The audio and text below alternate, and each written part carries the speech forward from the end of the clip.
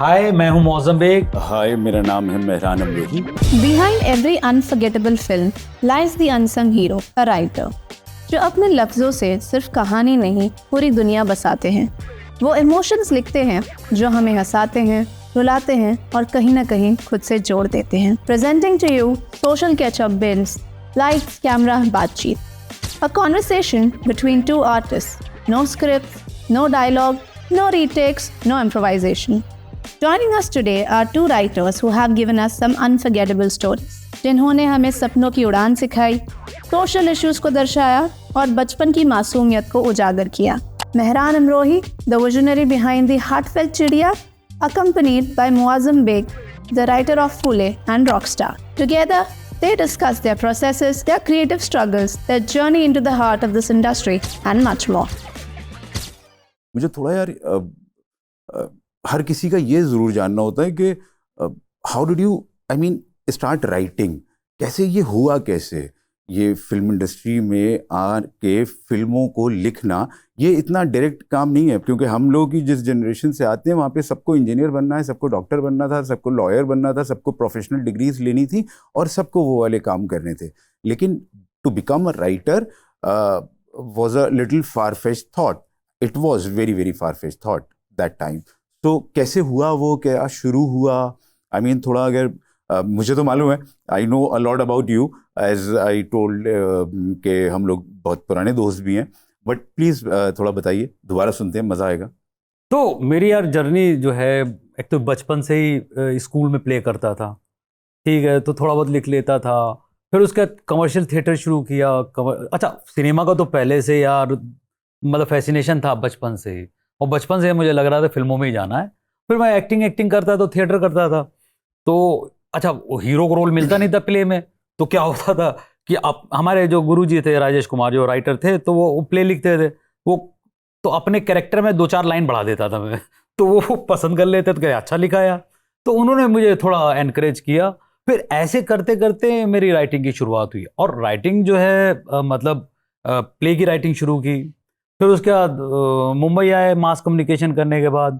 फिर वहां से फिर आपने जामिया से मास कम्युनिकेशन किया? हाँ, तो हम लोगों में एक बात ये कॉमन है कि हम दोनों जामिया के जामिया स्टूडेंट से। रहे हैं किसी ज़माने में। ठीक, और हम लोग यूपी से, मैं शाहजहानपुर से हूँ, आप अमरोहा से हैं। That's also right. तो दो चीज़ें कॉमन है। तो फिर मुंबई आए हम लोग। मुंबई तो वहाँ पे मुक्ता आर्ट्स में मेरे लकली मेरा जॉब लग गया था, इन हाउस राइटर। तो वहाँ पे बहुत वेटरन राइटर्स, सुभाष घई, सचिन भौमिक, शब्द कुमार, तो इन लोगों से बहुत कुछ स्क्रीन राइटिंग के बारे में समझा। तो राइटिंग तो बचपन से ही मतलब ऑर्गेनिकली आ गई थी, और तब से लिख रहे हैं। और आप मैं जानना चाहता हूँ कि आपकी जर्नी, आपका कैसे शुरू हुआ राइटिंग का? मतलब मेरा तो मैंने माहौल बता दिया, आपको कैसे? मैंने तो जिस दिन लिखना पढ़ना शुरू किया था, सीखा था, उस दिन से राइटिंग कर रहा हूँ। तो ऐसे कभी कोई ऐसा मोड़ नहीं आया जिसमें मैंने सोचा हो कि मैं कभी कोई राइटर बनूंगा, ये कोई पोएम लिखूंगा या कोई स्क्रिप्ट लिखूंगा, कोई कहानी लिखूंगा या नॉवेल लिखूंगा, फिल्म लिखूंगा, कुछ नहीं पता था। और उसमें एक छोटा सा एडवांटेज मेरे साथ ये रहा कि मैं जिस फैमिली में था, यानी मेरे father he himself was a Urdu writer, तो उन्होंने बहुत किताबें, उनकी उर्दू मरसिया के ऊपर उनका काफ़ी काम है। तो मैं किताबों की खुशबू जो है उससे काफ़ी फेमिलियर रहा बचपन से। मुझे किताबें देख के डर नहीं लगा कभी। कभी मैंने कलम से, पेन से, मेरी दोस्ती बहुत शुरू में हो गई थी। तो वो जो एक स्टेज के बड़े पोइट्स रहे, या पीछे के भी जो बड़े राइटर्स जिन्होंने प्रोज में बहुत बड़ा काम किया है, beat Qurratul Ain Hyder, beat Jaun Elia, beat Ahmad Faraz साहब, और बड़े बड़े बशीर लोग बद्र साथ साहब, में। राहत इंदौरी साहब, वाह वाह। मुनव्वर राना साहब, ऑल ऑफ देम, उनको मैंने देखा। मैं वो वाला बच्चा हुआ करता था अपने घर में जो चाय की ट्रे लेके जाता है ड्राइंग रूम में।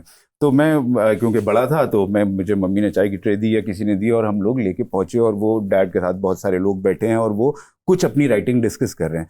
तो ये ऑलवेज बहुत फैसिनेटिंग था कि ये लोग क्या बातें करते हैं, कितनी अलग दुनिया में जीते हैं, कितने अलग अलग ख्यालात हैं, कैसी सोच है सब लोगों की। और शायद उसी सब में लग के मुझे भी ऐसा लगा कि ये काम तो यार करना चाहिए। इसमें तो हम भी कुछ एक लाइन दो लाइन लिख के देखेंगे, और वो लिख के फिर पापा के पास ले जाना कि प्लीज़ देखिए कैसा लग रहा है, क्या लग रहा है। एंड समाउ उसी में, क्योंकि मैंने इंजीनियरिंग की, तो वो एक प्रोफेशनल डिग्री में जब ले रहा था, वो जो 4 साल में जामिया में मैंने गुजारे, बहुत फंटास्टिक यूनिवर्सिटी है, बहुत मज़ेदार जगह है, पढ़ने में बहुत मज़ा आया, बहुत सिखाया उसने मुझे जगह ने।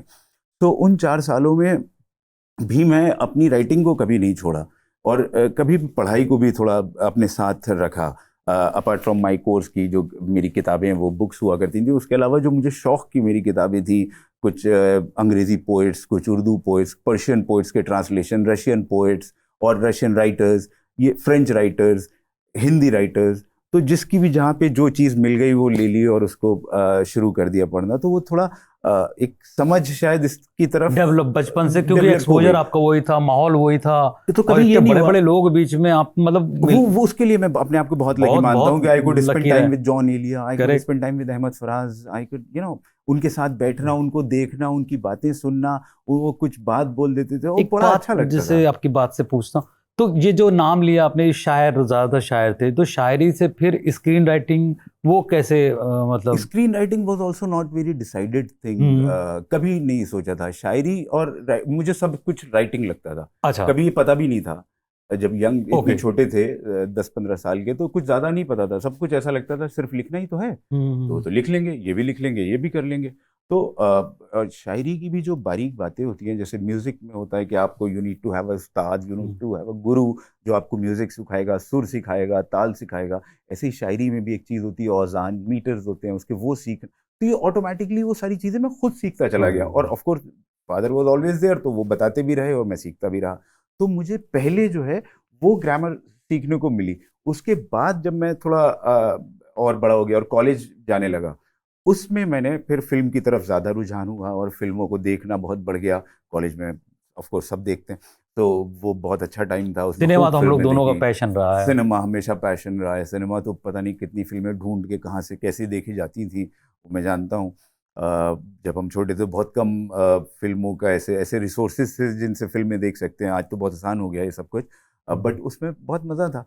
नई-नई घर पे फ़िल्में वीसीआर देखने होता था, 3-3 वीसीआर फिल्में होता देखते था, थे। ठीक है। वीसीपी अरे होते कई रहते बार थे। तो घर से छुप-छुप के जाना पड़ता था। उस ज़माने में तो यार होता ना, फैमिली के साथ ही जाना पड़ता था। हम हाँ, तो बचपन से यार कोई भी पिक्चर को लेकर पागल था भाई। हाँ, मतलब चाहे अमिताभ बच्चन की तो फिल्में देख-देख के बड़े हुए हैं भाई। हाँ। तो फ़िल्मों का एक जो पर्दा होता था उसको देख के एक, और कैसे कहानियों को ट्रांसफ़ॉर्म करते थे, मतलब वो क्रिएट करने का तो मुझे भी बचपन से वो रहा है।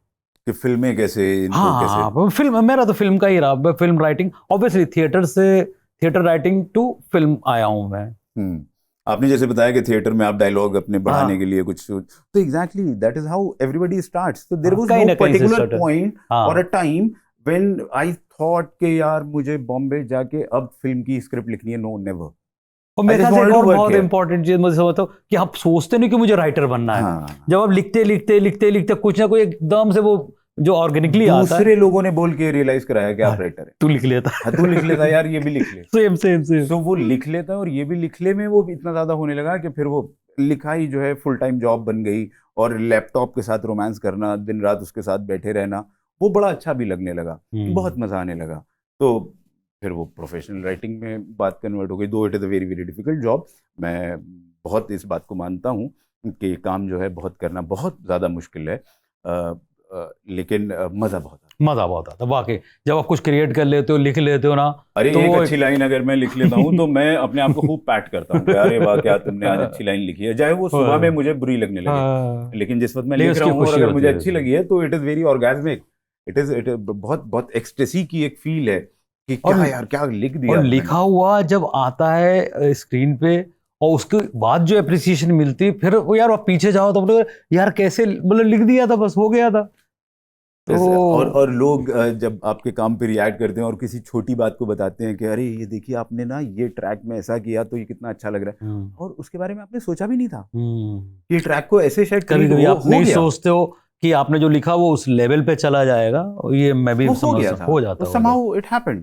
वो आपको शायद वो लगा अपना कि कल्मिनेट यहाँ होना चाहिए, आपने वैसे कर दिया कल्मिनेट। तो आपका रूटीन क्या है, मतलब कुछ कैसे लिखते हो, क्या मतलब कोई तरीका है?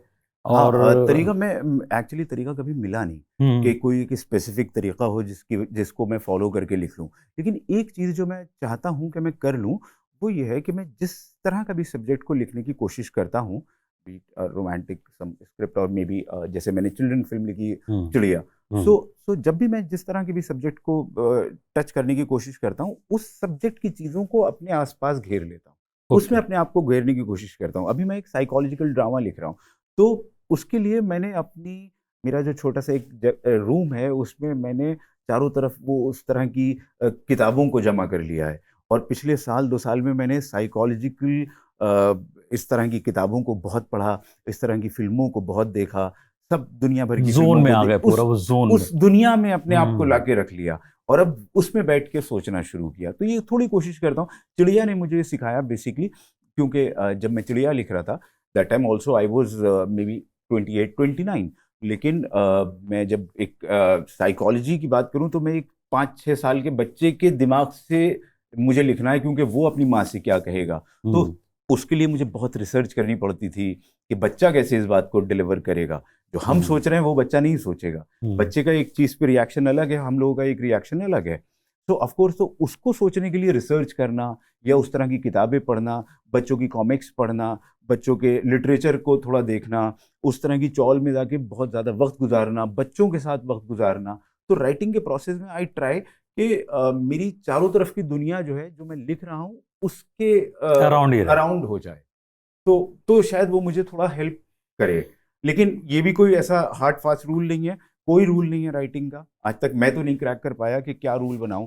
मुझे कभी रात में अच्छा लगता है, कभी मैं दिन में लिखता हूं, कभी मैं शार लेते में कोई अच्छी लाइन सोच सकता हूं और कभी लैपटॉप पे बैठ के बहुत ख़राब लाइन लिख सकता हूं। बट क्योंकि आपकी फिल्में बहुत ज़्यादा हैं, आपका सफ़र जो है, if I am not wrong, आपने रॉकस्टार लिखी और अभी फूले आपकी इस साल रिलीज हुई 2025 में, बहुत कमाल की फिल्म।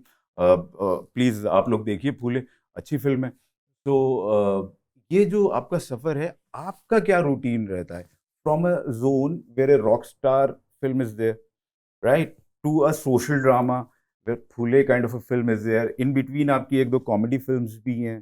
तो आपने इतने अलग अलग डायमेंशंस में जाके काम किया है।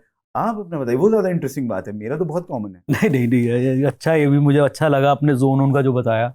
ये भी कई राइटर्स वगैरह करते हैं और वो अच्छा है और जहाँ तक रही मेरी जर्नी की बात, तो मैंने पहले ऑर्गेनिकली राइटिंग करता था। तो भाई जब लिखना भी शुरू करा तो फिल्में जैसे बनती हैं तो उसी जहन में हमने तब कहानियाँ लिख दी थी।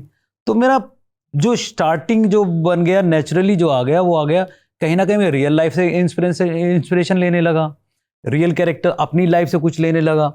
तो मेरे लिए फैसिनेटिंग होता था कि आपकी स्टोरी नई होनी चाहिए, कैरेक्टर इंटरेस्टिंग होने चाहिए। उस चक्कर में मेरे को काम भी जिस तरह से मिलने लगा तो मैं जॉनरा में बंध ही नहीं पाया। तो मुझे जो आता था मैं उसी में खो जाता था और करते करते तो मेरा ऐसा नहीं हुआ जैसे रॉक स्टार के बाद क्या होने लगा, यार कोई ब्रोकन लव कोई ऐसी स्टोरी दो ना। हमने भाई वो न्यू स्टोरी है, दैट्स अ यूनिक स्टोरी। तो मेरा आगे भी यही सोचना था कि यार कुछ नया दो दर्शकों को यार। तो मैं और हम सभी जानते हैं हमारी बॉलीवुड फिल्म शुरू से अगर आप उठा के देख लो, कहीं ना कहीं हम कॉपी ही करते थे, अडॉप्ट करते थे। कोई सारी फिल्में वैसी थी नॉर्मली। तो हम जिस जमाने में मुक्ता आर्ट्स में आए थे तब हमें वहां पता चलता था, हमें तो मालूम ही नहीं था, हमने अंग्रेजी फिल्में भी इतनी नहीं देखी। अरे अच्छा ये यहाँ से इंस्पायर्ड है, अच्छा ये यहाँ से कॉपी हुई है, तो था खुलेआम था तब। अच्छा मैं सोचता था, अच्छा मुझे लगता सब कहानियां लिखी जाती, तो मैं उसी फिल्मों में चलता गया।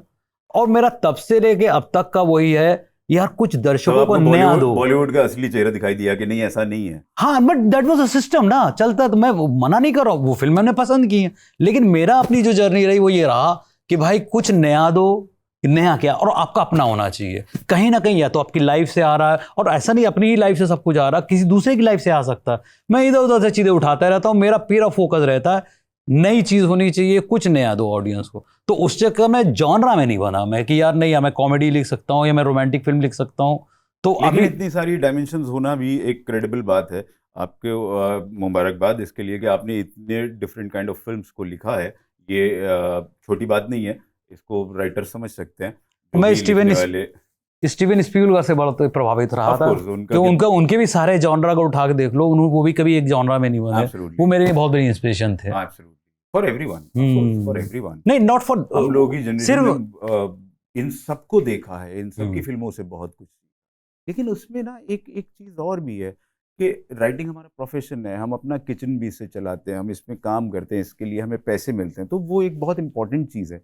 लेकिन उसके अलावा भी एक राइटिंग है जो हमारे लिए उससे ज़्यादा अहमियत रखती है। किसी फिल्म की स्क्रिप्ट से हमें क्या पैसे मिल रहे हैं, उससे ज़्यादा वो स्क्रिप्ट हमारे लिए अहमियत रखती है। It is not just about money, right? A writer can understand. Correct. Maybe I'm getting 5 rupees or 50 rupees, Hmm. but the kind of efforts I will put in, it would be same. तो जैसा कि हम लोग discuss कर रहे हैं कि writing ना एक प्रोफेशन से ज़्यादा बड़ी चीज़ रहती है हर किसी राइटर के लिए. It is not just a source of earning for us, उससे ज़्यादा. तो what is writing to you? I would be very interested to understand this. मैंने यार जब से वो बताया बचपन से मैं राइटिंग कर रहा हूँ, जब से मैं मुंबई आया हूँ, तो भाई मैं याद कर सकता हूँ, मैं डेली लिखता हूँ भाई. मैं जिस दिन नहीं लिखता हूँ ना, मुझे लगता है आज का दिन कुछ शायद कुछ मिस कर रहा हूँ. सीरियसली बता रहा हूँ. चल एक पेज लिखूँ, एक लाइन लिखूँ. सुबह मेरा जो रूटीन है, सुबह उठ के अपना बेसिक 8 बजे 7 बजे बैठ जाता हूँ, और वो मेरा रूटीन है, मतलब पिछले 15 साल से रूटीन है. तो वो मैं, इससे बड़ी कोई बात नहीं हो सकती. अगर मैंने नहीं लिखा तो मुझे लगता है मैं आज कुछ मतलब मिस कर रहा हूँ. तो मेरी राइटिंग वो है. You are passionate about it. हाँ, लाइफ है पूरी, मुझे लगता है लाइफ है. लाइफ It है. is more पैशन से than- भी more ऊपर, than a पैशन से business to ऊपर. you. I am incomplete without writing basically, मैं ये बोल सकता हूँ. वाह. मुझे इसमें एक चीज़ और भी लगती है कि ऑफ कोर्स हम लोग इससे अपनी हमारी अर्निंग का सोर्स है ये राइटिंग, लेकिन उसके अलावा भी राइटिंग एक बहुत ज़्यादा बड़ी जिम्मेदारी है. और वो 2 तरह से जिम्मेदारी है जो मुझे फील होता है. एक तो जिम्मेदारी, अगर मैं फिल्म राइटिंग की स्पेसिफिक बात करें, तो वो जिम्मेदारी ये है कि फिल्म सेट पे या एक फिल्म की दुनिया में जो 100, 200, 1000 लोग काम करते हैं, उन सब का काम कलेक्टिवली वो जिस एक पॉइंट पे जाके ख़त्म होना है, बीट एन एक्टर और अ साउंड डिज़ाइनर और अ प्रोडक्शन डिज़ाइनर और एनीवन, उनके काम जो है वो आपके काम के ऊपर डिपेंड करता है कि आपका कितना अच्छा काम है. आपकी परफॉर्मेंस के ऊपर किसी एक एक्टर की परफॉर्मेंस डिपेंड करती है, आपकी परफॉर्मेंस के ऊपर डीओपी की परफॉर्मेंस डिपेंड करती है. तो इसलिए एक बहुत जिम्मेदारी का काम है, क्योंकि कल को कितना भी अच्छा एक्टर है, अगर आपने अच्छे डायलॉग नहीं लिखे हैं, आपने अच्छा स्क्रीन प्ले नहीं लिखा है, आपकी कहानी में उतनी अच्छी बातें नहीं हैं, तो शायद उसकी परफॉर्मेंस ख़राब हो जाएगी. तो इसलिए सेट पे काम करने वाले, किसी भी फिल्म में काम करने वाले, फिल्म की सबसे बुनियादी बात, सबसे बेसिक जो फाउंडेशन है, जो प्लिंथ है फिल्म का, वो ऑफ कोर्स स्क्रिप्ट है, और उसी के ऊपर सबकी परफॉर्मेंस, सब कुछ उसी पे आधारित है. सब कुछ उसी पे आधारित है. Yes, सब कुछ उसकी सारी परफॉर्मेंस उसके ऊपर डिपेंड करने वाली है. That is one. And the another point which I think is very very important as well is कि एक फिल्म राइटर की एक जिम्मेदारी भी है. प्रोफेशन से, पैसे कमाने से, किचन रन करने से, अच्छी गाड़ी खरीदने से ज़्यादा एक जो अहम बात है वो ये है कि इस प्रोफेशन की जिम्मेदारियां हैं. एक डॉक्टर की जिम्मेदारी है कि वो किसी की जान बचाए.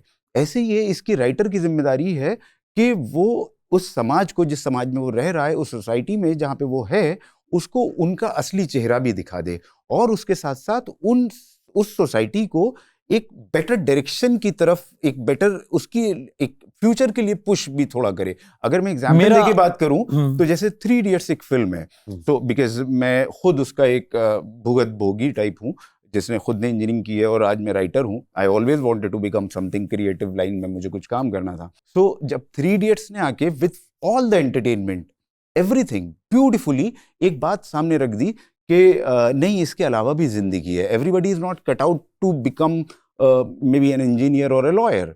नहीं, मेरा, आप सही बोल रहे हैं. देखिए 3 इडियट का बहुत अच्छा एग्जाम्पल दिया, और आप बोल रहे हैं कि ये सामाजिक जिम्मेदारी होती. मेरा मानना है कि यार सबसे पहला हमारा फर्ज जो है, लोगों को एंटरटेन करना है. और एंटरटेनमेंट ये नहीं कि कुछ भी करना, एंटरटेन करना पहले. और उस एंटरटेनमेंट में अगर आपने कुछ दे दिया, उससे अच्छा तो कुछ हो ही नहीं सकता. और जिम्मेदारी हमारी इतनी बनती कि क्योंकि यार फिल्म हमारे लोगों को इन्फ्लुएंस करती है. हम फिल्में देख देख के, हमारे यहाँ लोग रिलीजन है फिल्म, तो वो फर्क तो पड़ता है. लेकिन मेरा पहला मानना है कि भाई एंटरटेनमेंट हमारी पहली जिम्मेदारी है, उसके साथ कुछ दे दिया तो बहुत अच्छी बात है ना. हाँ, पक्का. अगर साथ में कुछ आपने ऐसे कुछ कर दिया जिससे किसी का, एक आदमी की लाइफ में कुछ बेटरमेंट हुआ, तो नथिंग लाइक इट. शायद और हम रेस कर सकते हैं, हम बता सकते हैं. तो मुझे नहीं लगता है कि यार सिनेमा की सामाजिक जिम्मेदारी वैसे होती है कि यार भाई समाज नहीं. हमने मास कम्युनिकेशन पढ़ा, तो उसमें हमें बताया गया है कि भाई देखो क्या होता है ना, बुरी चीजें लोग फौरन अडॉप्ट कर लेते हैं, अच्छी चीजें कोई नहीं पकड़ता है. तो ऐसा नहीं है. सिनेमा एक जो मास मीडियम है ना, तो ऐसा नहीं है कि भाई इसमें कि समाज आप बदल दोगे, मैं उसमें नहीं मानता हूँ. हाँ, कुछ एक सवाल खड़े कर सकते हो, कुछ आईना दिखा सकते हो, बस दैट्स इट. बस. बट जैसे आपने फुले लिखी, तो फुले में ये सारी चीजें जो मैं अभी बात कर रहा था, करेक्ट. तो समवेयर आपके भी सबकॉन्शियस में ये चीज है कि आपके ऊपर एक चीज़ है जिसको आपको एक काम करना है, आपने एक सोशल ड्रामा लिखा तो उसमें वो सारी चीज़ों को टच किया जो आपको लगता है कि टच करनी चाहिए वो थी। उनकी लाइफ थी, वो इट वाज अबाउट देम, कि उन्होंने काम ही वही किए। Absolutely. लेकिन उसके बावजूद भी हमने फिल्म के अंदर कि भाई थोड़ा मनोरंजन नहीं था, ऐसा नहीं है नाच गाना कि आपने रख दिया, आइटम सॉन्ग रख दिया, फिर भी हमने उसका ख्याल पूरा रखा कि एटलीस्ट 2 घंटे ऑडियंस थिएटर में बैठ के फिल्म देखे। या तो फॉर हाँ, मी, correct, correct. मैं फिल्मों में मैं बहुत लाइफ में भी अनबाइज्ड आदमी हूँ, तो मैं फिल्मों में भी इस तरह से नहीं करता कि ये पैरेलल फिल्म है, ये कमर्शियल है, ये इस तरह से। मेरे लिए फिल्में 2 तरह की होती हैं, इज अ गुड फिल्म और अ बैड फिल्म, इसके बाहर नहीं होता। और गुड फिल्म वो होती है जो मुझे एंटरटेन कर जाए, जो मेरे दुनिया में 9 रस हैं, उन 9 के 9 रसों में जो है किसी एक रस को मेरे टच कर जाए, चाहे मुझे वो भय का भाव हो, चाहे मेरे लिए वो खुशी की चीज़ हो, चाहे मेरे लिए वो डर, या मेरे लिए कोई रुलाने वाली बात हो, किसी भी तरह से मेरे इमोशंस को अगर वो टच कर रही है तो I find it a good. आपने नवरस की बड़ी अच्छी बात की। और हमारी सिनेमा में अगर आप नोटिस करो, हिंदी सिनेमा में मतलब नॉर्मली हमारे डायरेक्टर्स ने, राइटर्स ने क्या किया है, मैक्सिमम रस लेकर आते थे। नॉर्मली आप समझ रहे हो, हास्य रस भी होगा, श्रृंगार रस भी होगा, वियोग, सारे रस को जितना मैक्सिमम रस यूज कर लेते थे। तो रस का बहुत इंपॉर्टेंट है, रस। एब्सोल्युटली, हाँ, 100%। और इस तरह के तो क्योंकि आपने ज़्यादा वैरायटी ऑफ वर्क किया है, इसलिए मैं आपसे ये वाली बात कर रहा हूँ। ऐसे कौन से राइटर डायरेक्टर्स हैं जिनकी फिल्मों से या तो सीख रहे हैं या इंस्पायर हो रहे हैं, या उनकी फिल्में हमने रिपीट पे देख के जैसे एक तरह से कोर्स करना होता है? क्योंकि मैं जब पर्सनली मैं किसी ऐसे फिल्म इंस्टीट्यूट से नहीं आया, ना मैं FTI में पढ़ा, ना मैंने आपकी तरह मास कॉम किया है। बट मेरे लिए कोर्स क्या होता था कि पर्सनली जब मैं बॉम्बे नया आया था तो मैं इस तरह से काम करता था कि मैंने किसी एक डायरेक्टर की, एक्टर की, राइटर की सारी फिल्म्स ली और सबको एक साथ देख लिया। For a period of 1 month मैंने वुडी एलन की सारी फिल्म देखी फॉर एग्जांपल, और मे बी स्टीवन स्पीलबर्ग की सारी फिल्म्स देखी, और मार्टिन स्कॉर्सेसी की सारी फिल्म देखी, और उन फिल्मों को रिपीट पे देखना शुरू किया, और उसी से थोड़ी अंडरस्टैंडिंग ऑफ सिनेमा शायद होनी शुरू हुई होगी। करेक्ट। वो तो ऐसे कौन से लोग हैं, वो राइटर कौन हैं, वो डायरेक्टर्स कौन हैं, वो फिल्में कौन सी हैं, वो किताबें कौन सी हैं जिनसे ये सब चीजें हुई? क्योंकि मेरे लिए तो बहुत सारी, मुझे तो लगता है हर किताब, इनफैक्ट एक आप वड़े पाव का जो वो होता है न्यूज़पेपर, उस पे भी से भी कुछ ना कुछ मुझे मिल जाएगा। तो मैं from there to maybe Gita पढ़ के, मे बी कोई बाइबल से कुछ मिल जाए, और कुरान से, और कोई भी बुक कहीं से भी, इवन न्यूज़पेपर से, मैगजीन से। मैं तो बहुत सी जगह से, मतलब मेरे लिए बहुत सी जगह से मैं लेता हूँ कि कहीं कोई आर्टिकल मुझे मिल गया, वहां से मुझे इंस्पायर हो जाता हूँ, कोई 2 कैरेक्टर किसी के बारे में पता चला, कोई इंसिडेंट पता चला। और रही बात सीखने की, तो सीखने के लिए देखो हमारी जो तो हम तो बता ही चुके, जैसे मनमोहन देसाई और प्रकाश मेहरा, इनकी फिल्में देख देख के बड़े हुए। लेकिन जब हमने पढ़ना शुरू किया, और बचपन से मैं गुरुदत्त और राज कपूर साहब की फिल्में भी बहुत पढ़ना, यानी it was the period around 2003-4 हाँ 2004 में मैं उस वक्त आप जामिया में थे। हाँ, तो आप basically 2 years senior to me. Correct. तो राज कपूर साहब का सिनेमा मुझे बहुत अच्छा लगता था, राज कपूर साहब से बहुत सीखा उनकी फिल्मों में। तो ये सब लोग इंस्पायर करते थे। इवन गुरुदत्त साहब का, मतलब जो है अबरार अलवी उनके जो राइटर थे, और अगर आप उस जमाने के 60s के राइटर्स भी अगर आप, कमाल क्या राइटिंग करते थे लोग। फिर वजाहत मिर्जा हो गए, कमाल अमरोही, ये लोग कितना अच्छा लिखते थे, अख्तर मिर्जा, तो ये, और राजेंद्र द्विवेदी, कितने नाम है। और इनकी राइटिंग, अगर आज मैं BR चोपड़ा की फिल्में, उस जमाने अगर नया दौर, ये सब फिल्में देखिए आप, कितने मॉडर्न हुआ करते थे उस जमाने में, इतनी मॉडर्न थॉट हुआ करते थे। आज कुछ नहीं है, वो बहुत आगे के जमाने के लोग थे भाई। मैंने इन लोगों से बहुत सीखा। और सलीम जावेद साहब तो वो, उनका तो क्या कहना, उनसे भी काफी सीखा। वो तो मतलब एक अलग ही लीग रही है 70s के बाद। तो मतलब उनकी फिल्मों ने काफी हम लोग पे असर किया है, उन फिल्मों ने। अच्छा, मेरे साथ इसका कॉन्ट्री कि मैंने फिल्मों से तो बाद में मुझे जो भी हासिल हुआ, उससे पहले मुझे और दूसरे लोगों ने राइटिंग की तरफ बहुत इंस्पायर किया, जैसे चाणक्य, जैसे जॉन एलिया, जैसे विलियम वर्ड्सवर्थ, बहुत सारे ऐसे नाम, पता नहीं कितने नाम, और मेरी उंगलियां खत्म हो जाएंगी, नाम नहीं खत्म होंगे, इतने नाम हैं जिनकी किताबें अगर कहीं देखने को मिल गई, पढ़ने को मिल गई, तो उसने बड़ा इंस्पायर किया। जॉन ने मुझे शायद ये सिखाया कि ख्याल जो है, कोई आइडिया जो है, वो आइडिया अच्छा और बुरा किस कंडीशन में है, वो क्या अच्छा आइडिया है जो मैं सोच रहा हूँ, ये कौन जज करेगा, ये जज कैसे होगा। तो ये चीजें कैसे सीखें हम कि हम जो बात कहने चाह रहे हैं, जो हम लिखने जा रहे हैं, जो मैं सीन लिख रहा हूँ, ये अच्छा है या बुरा है, हु वुड जज इट? आई कैन नॉट, मुझे नहीं समझ आ रहा, हो सकता है वही चीज बहुत अच्छी हो। तो वो समझना, उसकी understanding of the idea itself is very very important. In fact religious scriptures से बहुत सीखा, उनसे भी बहुत कुछ ऐसी चीजें मिली। तो फिल्मों से पहले उन किताबों ने, उन रिलीजियस स्क्रिप्चर्स ने, उन लोगों ने, उनकी बायोग्राफीज ने, उनके किए हुए कामों ने, उनकी गज़लों ने, उनके नॉवेल्स ने, उनके अफसानों ने, उनके नॉवेलिट्स ने, इन चीज़ों ने ज़्यादा इंस्पायर किया। उसके बाद जब मैं थोड़ा कॉलेज की एज का हो गया, जब मैं कॉलेज जाना शुरू कर दिया, तब मेरा फिल्मों की तरफ फिर रुझान है। फिल्म मुझे इतना इंस्पायर इसलिए भी करती है कि ये अकेली शायद वो आर्ट फॉर्म है कि जिसमें और बाकी आर्ट फॉर्म्स का समावेश है। करेक्ट, ललित कला है, करेक्ट। सो अगर मुझे लगता है कि मैं गजल राइटर बन जाऊं, तो it is one kind of art, it is one art form, of course it's very wonderful. ये अगर मैं सिर्फ, बट फिल्म मेकिंग में सब कुछ जितना अवेलेबल है मार्केट में वो उसके अंदर है। तो ये बहुत एक्साइट करता था इटसेल्फ, ये आइडिया बहुत अच्छा लगता था। और जब कॉलेज में गए तो ऑफ कोर्स पॉकेट मनी से फिल्में देखना, जो पैसे मिल रहे हैं उससे जाके चुपचाप फिल्में देख लेना, वो सब शुरू हुआ और फिल्मों से अवेयरनेस आई। बट फिल्में बहुत लेटर ऑनलाइन आई लाइफ में, उससे पहले जो इंस्पिरेशन मिली वो इन चीज़ों से ज़्यादा आई। ठीक है, अच्छा ये बताइए, जब हम लोग बेसिक सच, आपका भी एक्सपीरियंस रहा होगा, जब कुछ ड्राफ्ट लिखते हैं, आप देते हैं, फीडबैक मिलता है, क्या मज़ा नहीं आ रहा है, वो कैसे हैंडल करते हैं और कैसा लगता है, वो क्या मतलब इसके मेरे दो फेजेस हैं। एक वो फेज जो मैंने शुरू में किया और एक जो आज का फेज है। आज मैं कैसे हूँ, मैं बिल्कुल उसको आपको सच बता सकता हूँ। मुझे राइटिंग हर तरह से अच्छी लगती है। मुझे मेरा सोना, ओढ़ना, खुश होना, गमज़दा होना सब राइटिंग है। मुझे सिर्फ राइटिंग एक जगह पे बुरी लगती है और वो बुरी लगती है फीडबैक। क्यों? मुझे आई डोंट लाइक इट,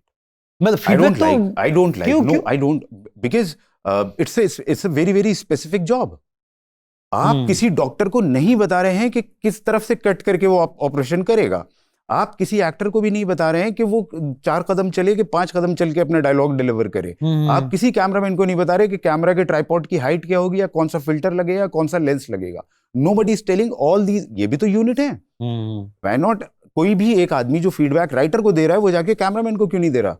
वो जाके डायरेक्टर को क्यों नहीं बता रहा? वो जाके प्रोडक्शन डिजाइनर को, कॉस्ट्यूम डिजाइनर को, मे बी हेयर स्टाइलिस्ट को, इनको क्यों नहीं बता रहे ये लोग सारी बातें? और मे बी डीआई आर्टिस्ट को क्यों नहीं बता रहे, डीआई आर्टिस्ट को, कि इसमें ब्लैक क्रश ज्यादा होना है, इसमें कलर में ये जाना है, इसका ग्लॉस ऐसा करो। Nobody is telling these things, but for a writer everybody is giving you a feedback. But that's a part, मुझे लगता है हिस्सा भी है। जैसे मुझे जैसे अगर आप डायरेक्टर को सुना रहे हो कोई स्क्रिप्ट, किसी प्रोड्यूसर को भी सुना रहे हो, किसी को भी सुना रहे हो आप, तो एक जनरल फीडबैक तो मिलता ही है। अब उसमें कई लोग बोल देते हैं।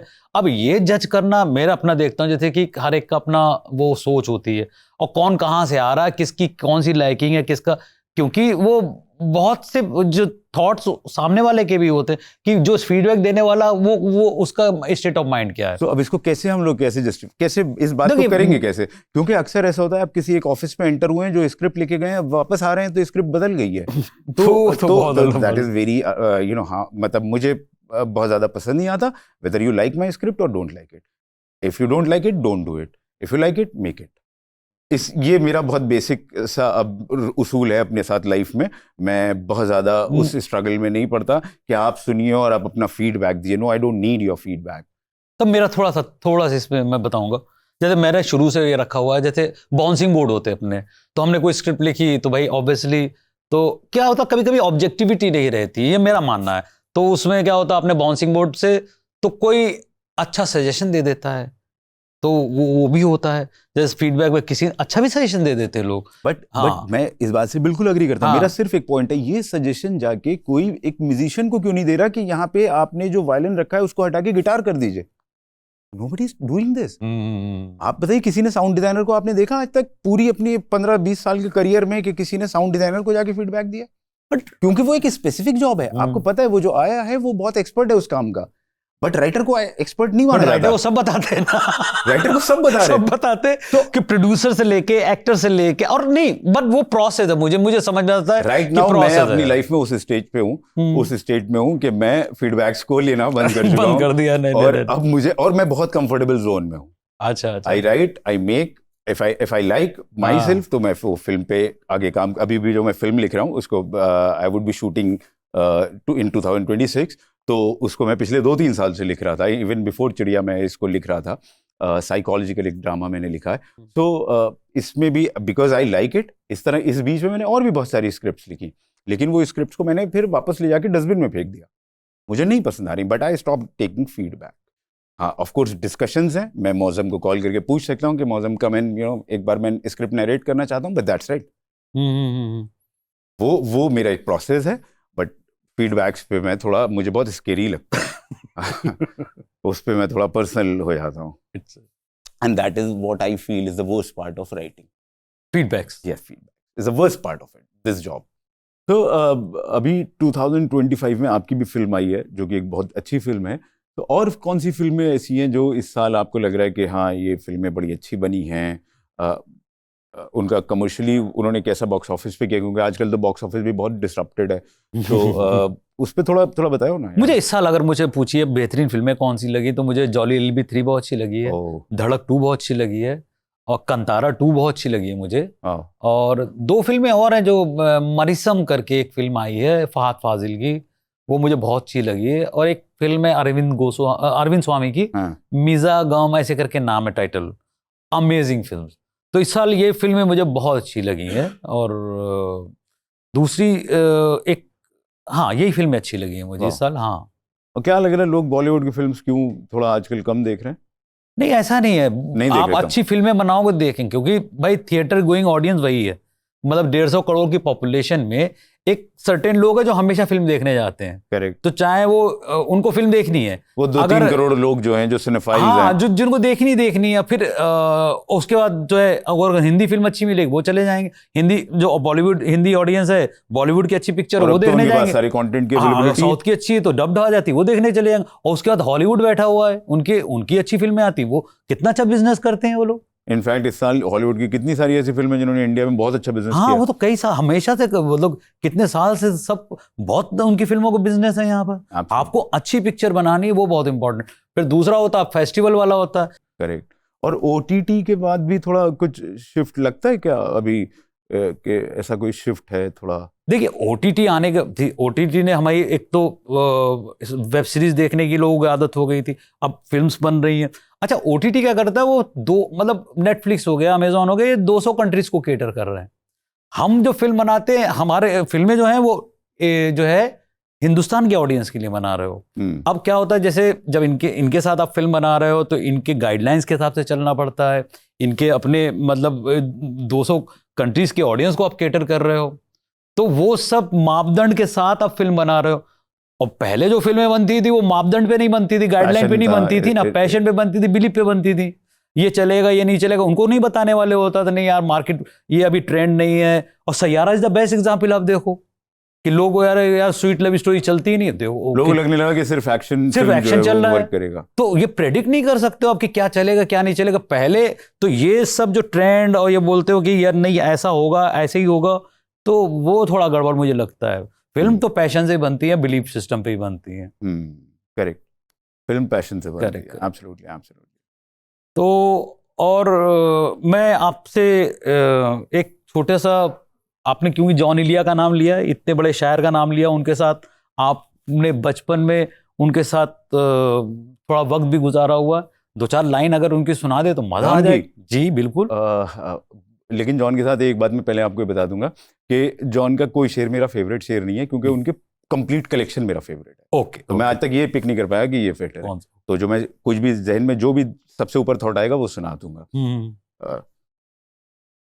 जॉन का एक कता है, आई रियली लाइक इट, कि मेरी अक्लो होश की सब हालतें तुमने सांचे में जुनू के ढाल दी, कर लिया था मैंने अहदे तर्क इश्क, तुमने फिर बाहें गले में डाल दी। आय आय क्या बात। सो दिस वाज जॉन आया, जॉन आया। मुझे He बहुत was a ज्यादा पसंद है magician, और he उन्होंने was बहुत magician. इंस्पायर किया मुझे लिखने के लिए। तो लाइक दिस और बहुत सारे ऐसे राइटर्स गुजरे जिन्होंने बड़ा इंस्पायर किया, but he is one of I am very sure कि he is one of them जिनकी वजह से मैंने पेन को पकड़ा है और पेन ने मेरा साथ निभाया थोड़ा बहुत। बड़ी महान वजह रही है आपकी। हाँ, वो एक्चुअली बचपन में कुछ ऐसा वक्त गुजरा, 1-2 हाँ। महीने ऐसे पीरियड था जिसमें वो साथ में रहे, और वो जो साथ में रहना का दौर था जब वो मेरे घर में रुके और वहाँ साथ में हम लोगों के साथ वक्त गुजारते थे, बड़ा अच्छा वो पीरियड था। और उस वक्त कुछ पता नहीं होता कि कौन कितना बड़ा राइटर है। तो एक आदमी है जो पापा का फ्रेंड है या कोई जानने वाला है या कोई रिश्तेदार है, वो है बैठा हुआ, बट वो लेटर ऑन जब पता लगा कि कितनी बड़ी शख्सियत रह रही थी, तो शायद आपको उस तो वक्त तो मैं बचपन हाथ में क्या चूम अंदाजा लेता। होगा, obviously. Correct correct correct. So this was the thing. अच्छा लगा यार बात करके, हाँ, मजा मुझे आया, बहुत पता नहीं अच्छा कितने लगा। दिनों बाद। और आज आज की मीटिंग की एक सबसे ज्यादा खास बात यह है कि ये सब रिकॉर्ड हो गया। हाँ तो आपने जितने झूठ बोले होंगे वो मैं पकड़ लूंगा, जो मैंने झूठ बोले होंगे वो आप पकड़ लीजिएगा। बिल्कुल बिल्कुल। क्योंकि writers are the best liars, तो अब वो तो ऑफ कोर्स होंगे झूठ इसमें, बट ये रिकॉर्ड हो गई है। बेटर हमारी वैसे कॉफी मीटिंग्स बहुत होती हैं, हाँ, बट आज ये वाली कॉफी मीटिंग भी अच्छी थी। मजा आया यार, थोड़ा इस तरह से मिलते रहते हैं। बिल्कुल बहुत अच्छा लगा, मुझे बहुत अच्छा लगा। Wonderful. Thank you so much.